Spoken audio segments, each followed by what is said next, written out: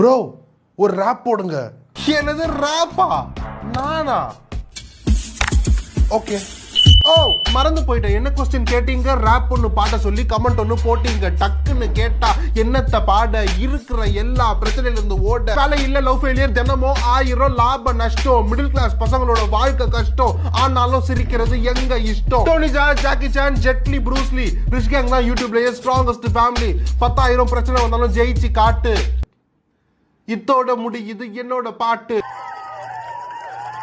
எங்க ஊரு கடலூர், உங்க ஊரு? என் ஊரு வேலூர். ஹேய், இதுவே ஒரு பாட்டு மாதிரி இருக்குல்ல? என் ஊரு கடலூர், உங்க ஊரு?